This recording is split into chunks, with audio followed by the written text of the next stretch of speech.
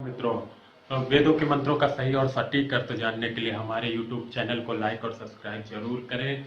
अगर आपको कोई भी प्रश्न पूछना हो तो नीचे कमेंट बॉक्स पे जाके आप अपना प्रश्न भी पूछ सकते हैं। आपके प्रश्नों का उत्तर जरूर दिया जाएगा।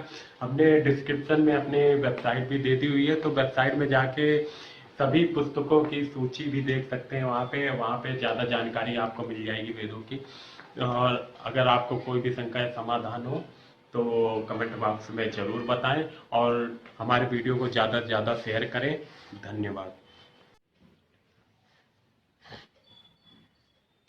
ॐ यो असौ आदित्ये पुरुषः सो असौ अहम् ॐ खं ब्रह्म।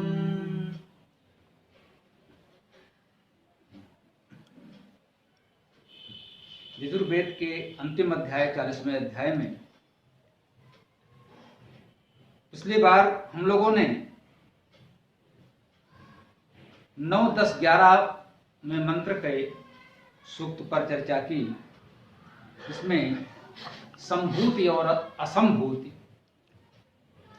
पर चर्चा की गई, दोनों के अलग अलग प्रभाव परिणाम और दोनों की उपयोगिता और अंतर पर हम लोगों ने चर्चा की। इसके पश्चात इस अध्याय के इस चतुर्थ सूक्त में हम लोग विद्या और अविद्या पर चर्चा करेंगे।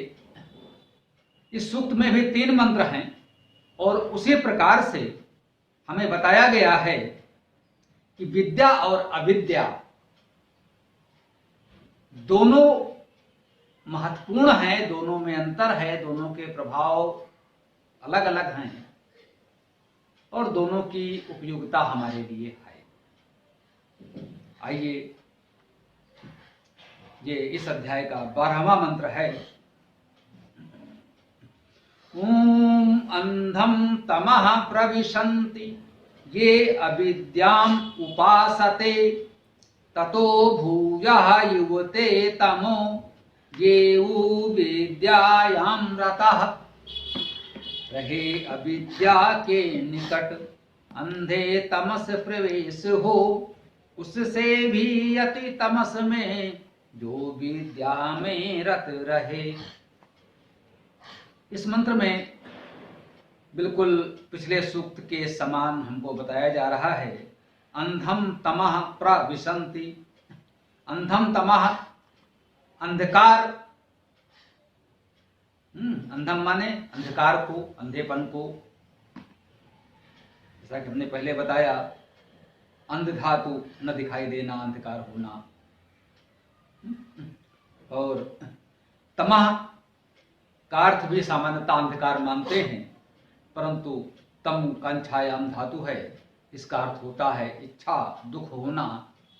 तो इच्छा दुख अंधकार में, अर्थात इच्छा और दुख से उत्पन्न होने वाले अंधकार में प्रामाने प्रकृष्टता से बहुत अधिक विशंति, विष प्रवेश धातु है, प्रवेश करना, प्रवेश करते हैं। प्रविशंति प्रवेश करते हैं। अंधम तमा प्रविशंति, अंधकार में, दुख में, इच्छा जनित अंधकार में प्रवेश करते हैं। ये अर्थात जो अविद्याम, अविद्या को उपासते, उपासते हैं, उपासना करते हैं। उप अर्थात निकट, आसते बैठते हैं, आस धातु का अर्थ बैठना है। तो जो अविद्या की उपासना करते हैं, जो अविद्या के निकट बैठते हैं, अविद्या के निकट रहते हैं, वे अंधकार में प्रवेश करते हैं। दुख का अंधकार, इच्छाओं की पूर्ति न होने का अंधकार, जीवन में जो इस तरह के तनाव और चिंताएं आती हैं, उन्हें यहां अंधकार से व्यक्त किया जा रहा है। इस प्रकार के अंधकार में वे लोग प्रवेश करते हैं जो अविद्या की उपासना करते हैं, अविद्या के निकट रहते हैं।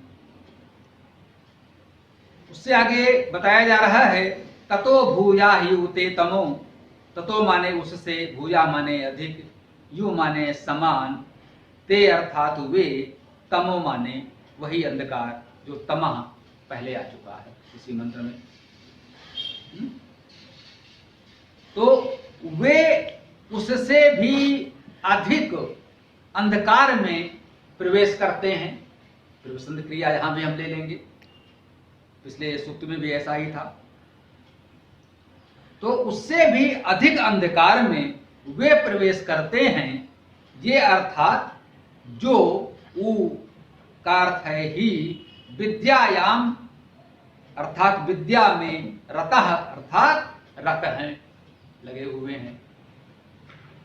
तो जो विद्या में ही लगे रहते हैं, विद्या में ही रत रहते हैं, वे उससे भी अधिक अंधकार में प्रवेश करते हैं। पिछली बार इसी प्रकार से हमें बताया गया था कि जो संभूत में लगे रहते हैं, जो असंभूत में लगे रहते हैं, वो इसी प्रकार अंधकार में पड़ते हैं। इस सूक्त में हमको बताया जा रहा है कि जो अविद्या में रहते हैं, अविद्या के निकट रहते हैं, वे अंधकार में प्रवेश करते हैं, और उससे भी अधिक अंधकार में वे प्रवेश करते हैं जो विद्या में रत रहते हैं। तो यहाँ विद्या क्या है और अविद्या क्या है, इसे समझना आवश्यक है। इसको समझे बिना ये बात समझ में नहीं आ सकती है। सामान्यतः ये तो सभी लोग कहते हैं, समझते हैं, जन सामान्य भी मानता है कि भाई विद्या आवश्यक है, अविद्या अंधकार है। विद्या का प्रकाश जीवन में हो तो अच्छा है, जिनके जीवन में विद्या का प्रकाश नहीं है उनके जीवन में अंधकार है, ऐसा जन सामान्य जानता और मानता है। यह साधारण बात है। परंतु इस मंत्र में यह बताया जा रहा है कि जो अविद्या में है वे तो अंधकार में हैं ही, जो विद्या में है वे इससे भी अधिक अंधकार में है। तो इससे प्रतीत होता है कि जो हमारी सामान्य धारणा है विद्या के विषय में, वह उतनी सही नहीं है। अब हम देखें, अविद्या का अर्थ तो स्पष्ट है, आ अर्थात नहीं, विद्याम विद्या को। विद्या का न होना अविद्या है, बिल्कुल स्पष्ट हो गया। विद्यायाम अर्थात विद्या में, तो विद्या क्या है जिसका न होना अविद्या है। विद्या को यदि विद धातु से माने, विद अर्थात जानना, तो विद्या का अर्थ हुआ जानने योग्य। जो कुछ जाना जाए, जो जानने के योग्य है, वो विद्या है। अविद्या जो जानने के योग्य नहीं है। अब सामान्यतः हम लोग ये मानकर चलते हैं कि भाई अच्छी अच्छी बातें हमें जाननी चाहिए, जिसे हम अच्छा मानते हैं, जिसे समाज अच्छा मानता है, उन सद्गुणों की बातें, धर्म की बातें, सदाचरण की बातें हमें जानना चाहिए। तो ये तो विद्या हो गई। और जो हमें नहीं जानना चाहिए, जिसे समाज में अच्छा नहीं समझा जाता, उन दोष दुर्गुणों को हमें नहीं सीखना चाहिए। यह सामान्य बात है कि जो अनुचित है, जो दोष है, जो दुर्गुण है, उसे हम न सीखें, उसे अविद्या मान लें, वो हमें नहीं जानना चाहिए। ये एक सामान्य अर्थ है। इस अर्थ में भी यदि हम देखें तो ये मंत्र क्या कहना चाहता है कि जो अविद्या में लगे हैं, विद्या की उपासना कर रहे हैं, वे तो अंधकार में पड़ेंगे ही। निश्चित रूप से जो अविद्या है, जो हमें जानने योग्य नहीं है, जो दोष दुर्गुण हैं, उन्हें यदि हम अपना लेंगे, उनकी उपासना करेंगे, तब तो जीवन में अंधकार होना तय है, इसे कोई रोक नहीं सकता। अब विद्या में रत रहने से अंधकार कैसे होता है, उसका यही भाव है जो पिछले सूक्त में हम लोगों ने समझा कि जो विद्या में ही रत हैं, ये ऊ आया है, ऊने बल दिया है, जो विद्या में ही रत हैं, अविद्या की पूर्णता उपेक्षा कर रहे हैं, वे भी अंधकार में पड़ जाते हैं, उससे भी अधिक अंधकार में पड़ जाते हैं। यहां यही कहा जा रहा है। तो जो विद्या है जो परम धर्म है, जो परम सत्य है, जिसे हम वेद में या विशेष रूप से इस यजुर्वेद के 40वें अध्याय में जो आत्म तत्व का विवेचन है उस संदर्भ में, तो हम यही कहेंगे कि विद्या का अर्थात है वो परम विद्या, वो परम सत्य, वो आत्म तत्व की जानकारी, उस आत्म तत्व की चेतना, उसको जानना, ये विद्या है। अध्यात्म में इसी को विद्या कहा जाता है, बिल्कुल सत्य है। तो उसको जानना तो हमारे लिए अच्छी बात होनी चाहिए, परंतु मंत्र हमें कह रहा है जो विद्या में ही रत हैं वे भी अंधकार में जाते हैं। इसका भी संदेश यही है जो पिछले बार कहा गया कि लोक जीवन की उपेक्षा नहीं कर सकते।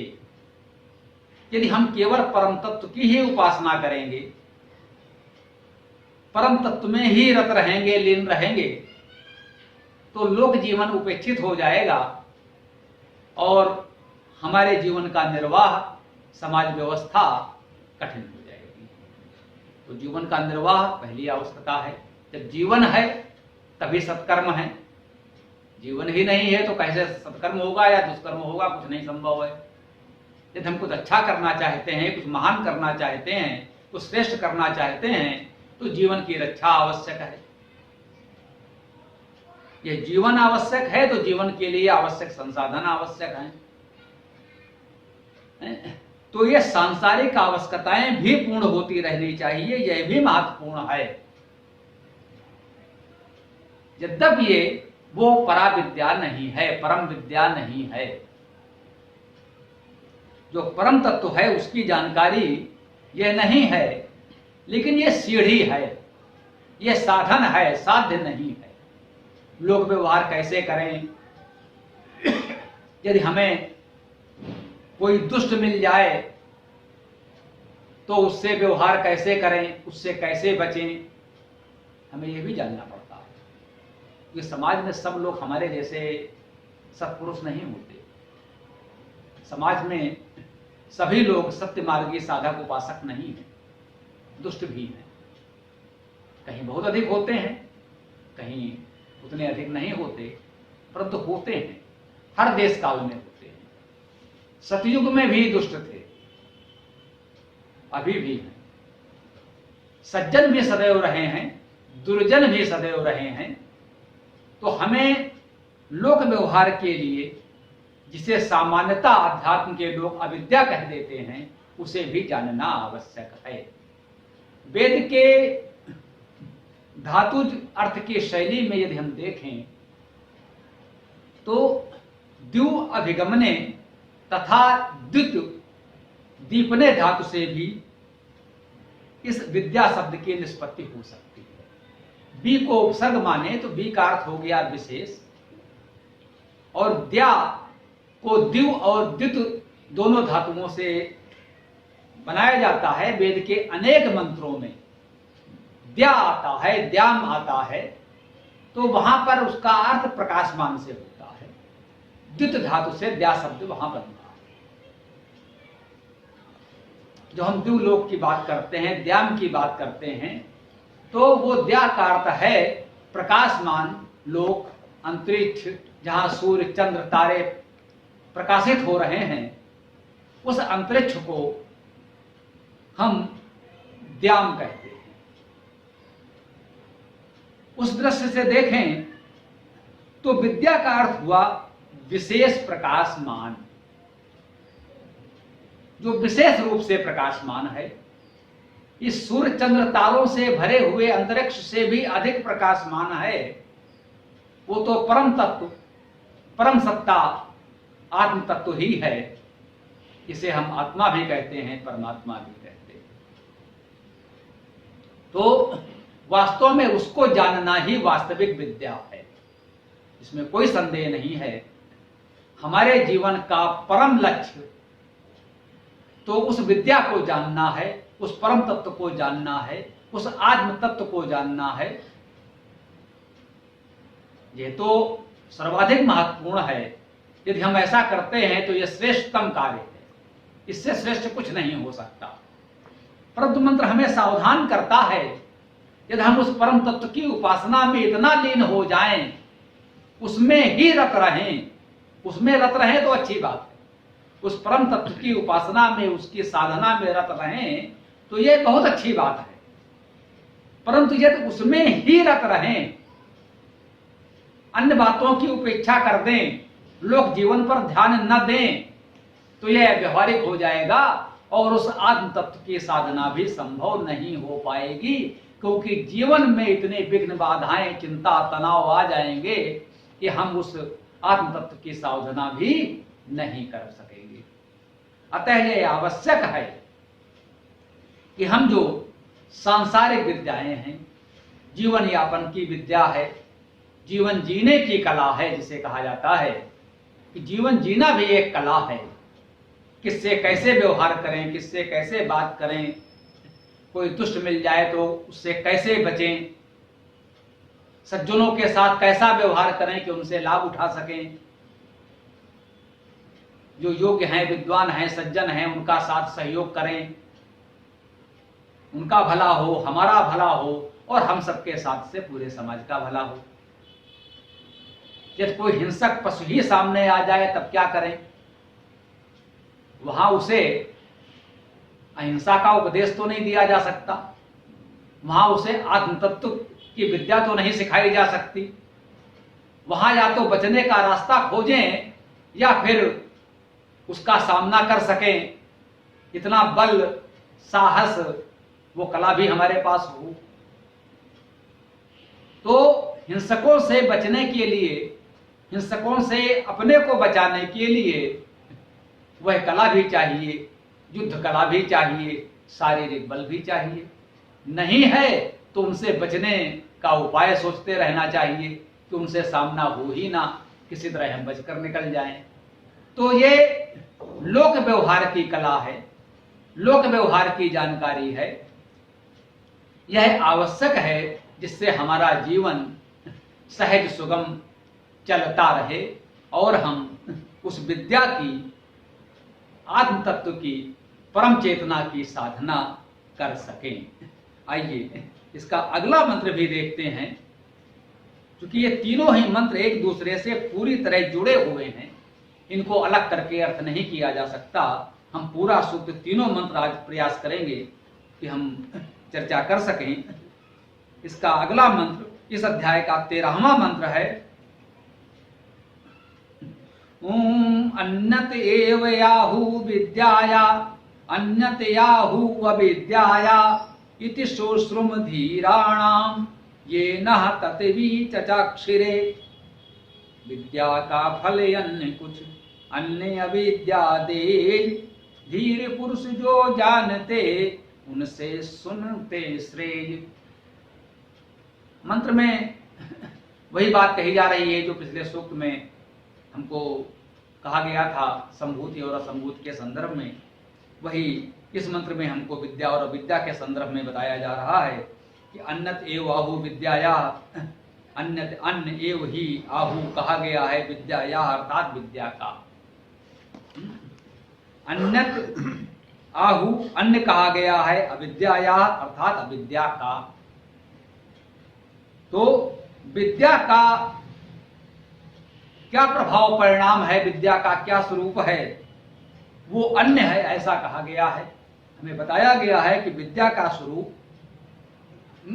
विद्या का परिणाम अन्य है और अविद्या का परिणाम, उसका स्वरूप अन्य है।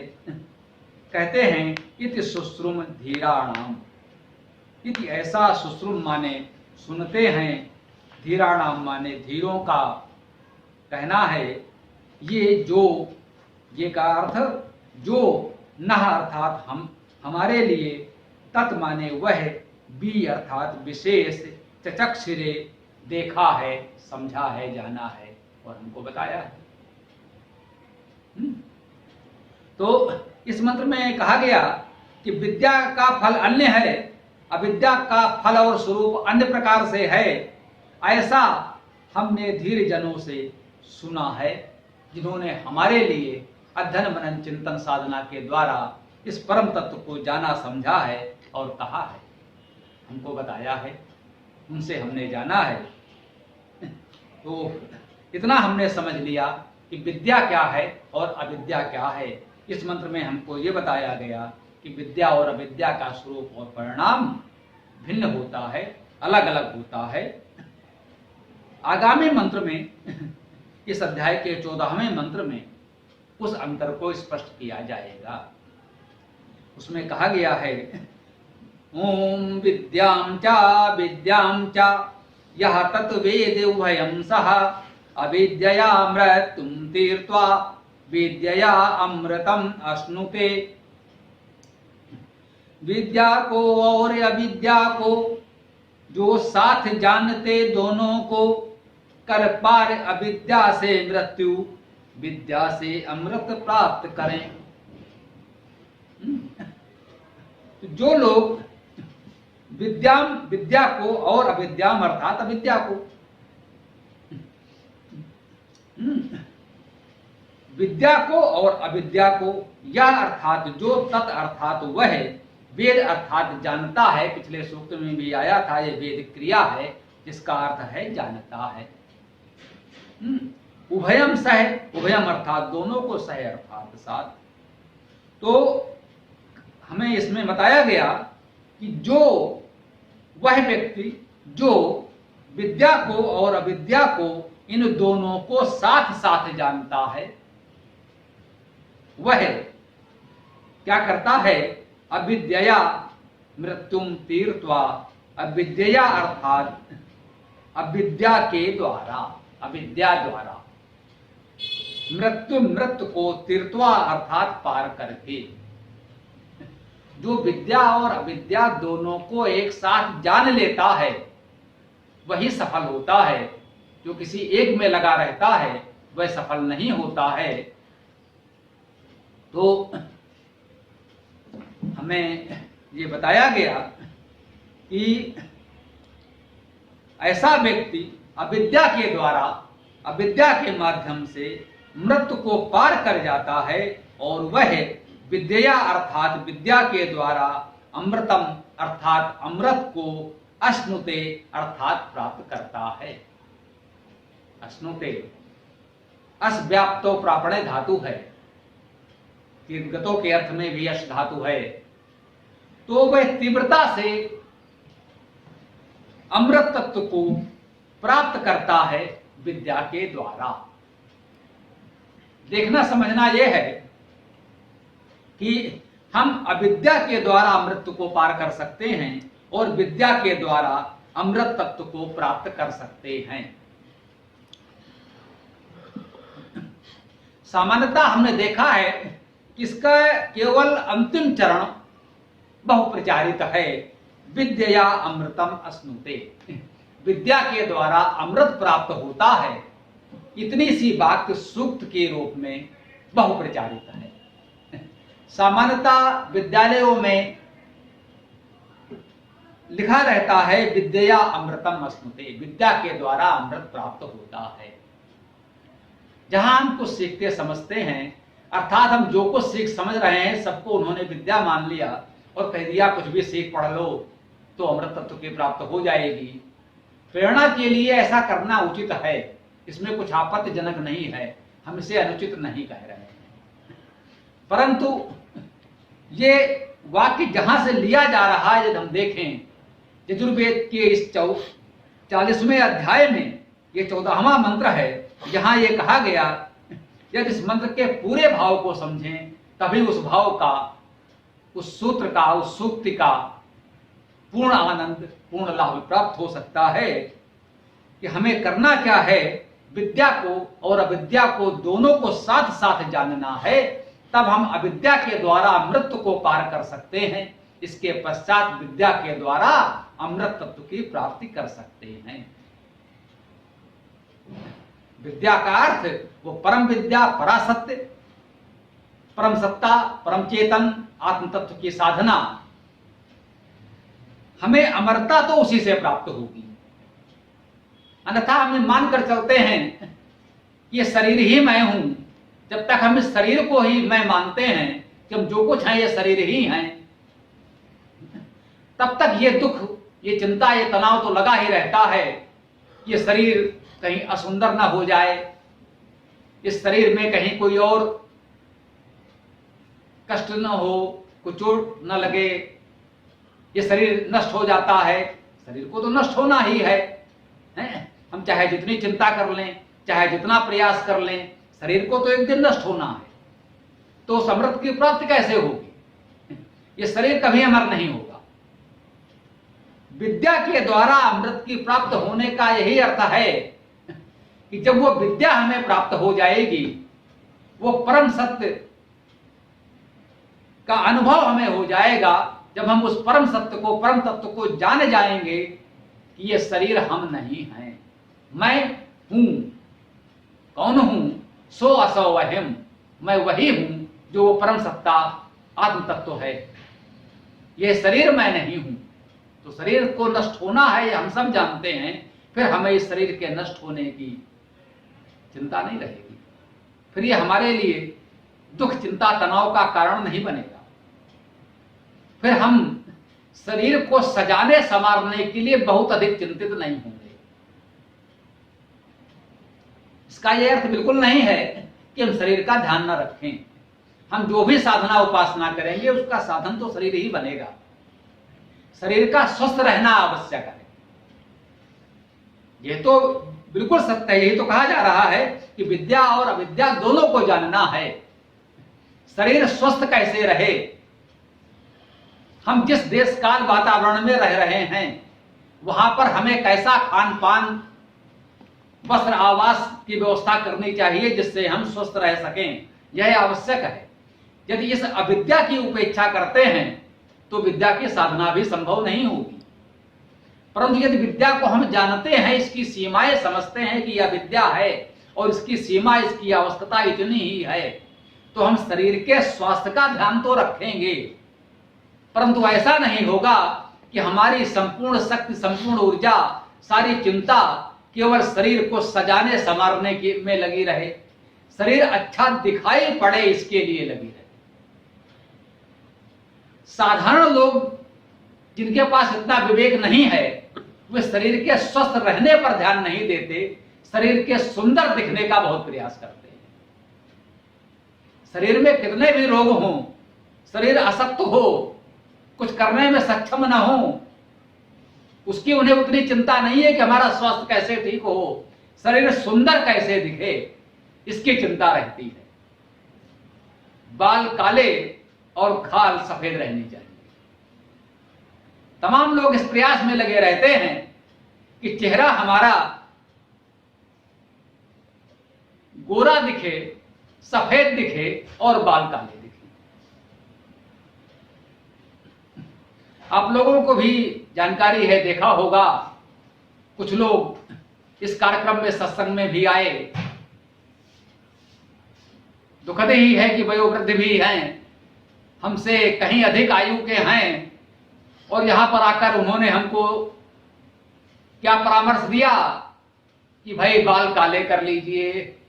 मैंने कहा भाई, परमपिता परमात्मा ने इतने जीवन के अनुभव, साधना के बाद यह शुभ्रता, ये धवलता, ये सफेदी हमको दी है, ये उसका वरदान है। आप चाहते हो कि हम स्वयं अपने सर पर काले पोत लें, हम अपने चेहरे पर काले पोत लें? नहीं भाई, अध्यात्म हमको ये नहीं सिखाता।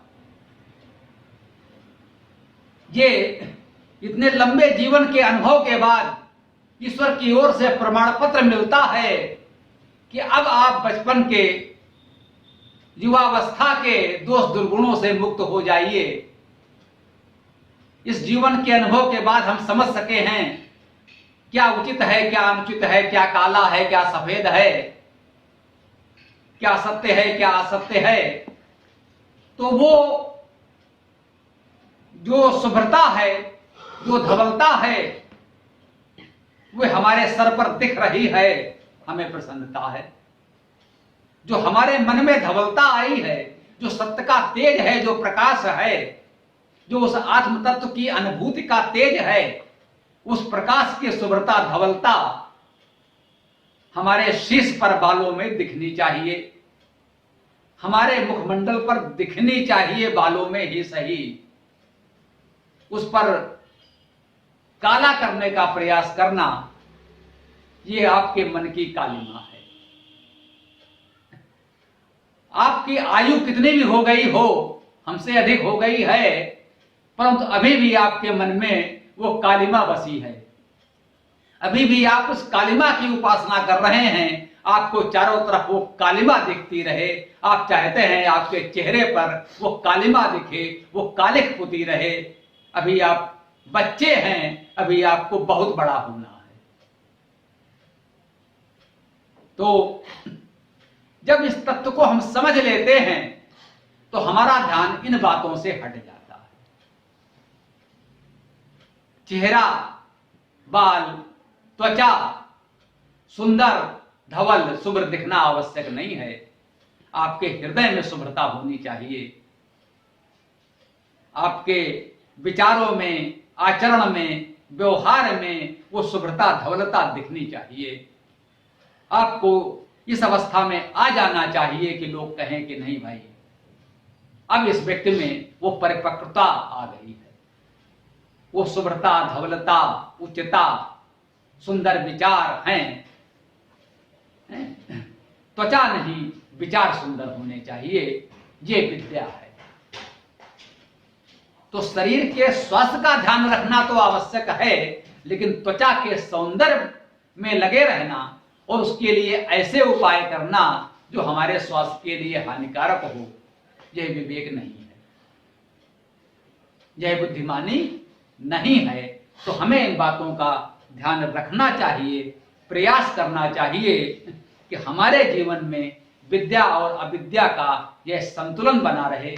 जो जानना चाहिए उसे हम जानें और उसके लिए साधना कर सकें। इसके लिए अविद्या अर्थात लोक व्यवहार की जानकारी भी हमें हो, उसका भी उचित समय पर उचित व्यवहार हम कर सकें। और विद्या अर्थात विशेष द्युति, विशेष दीप्ति, विशेष चमक, विशेष प्रकाश, ये हमें प्राप्त हो। इसी के द्वारा हम उस अमृत तत्व को प्राप्त कर सकेंगे, उस आत्म तत्व को प्राप्त कर सकेंगे, उस पराम चेतना से एकाकार हो सकेंगे। यही अमरता की प्राप्ति है जो उस विद्या को जान लेने से, अनुभव कर लेने से हमें होती है। आइए इस तत्व को समझें, अपनाएं, जीवन में धारण करें और अंततः हम भी उस परातत्व के साथ, परम चेतना के साथ एकाकार होकर अमृत को प्राप्त करें। आइए हम सब लोग ओम मंत्र एक साथ बोलेंगे। ओम यो आसो आदित्ये पुरुषः सो आसो अहम् ओम खं ब्रह्म। नमस्कार मित्रों, पूरा वीडियो देखने के लिए आपका बहुत बहुत धन्यवाद। अगर आपको वेदों के विषय में और अधिक जानकारी प्राप्त करनी हो तो हमारे चैनल को लाइक, सब्सक्राइब करना ना भूलें और ज़्यादा से ज़्यादा इसको शेयर करें ताकि वेदों के विषय में जानकारी और लोगों तक पहुँचे। अगर आपको और अधिक जानकारी चाहिए हो तो डिस्क्रिप्शन में हमने अपना मोबाइल नंबर और वेबसाइट और ईमेल आईडी दे दी हुई है। अगर किसी भी विषय में आपको ज़्यादा जानकारी प्राप्त करनी हो या कुछ सवाल जवाब करना हो तो उसमें आप अपना सवाल जवाब भेज सकते हैं।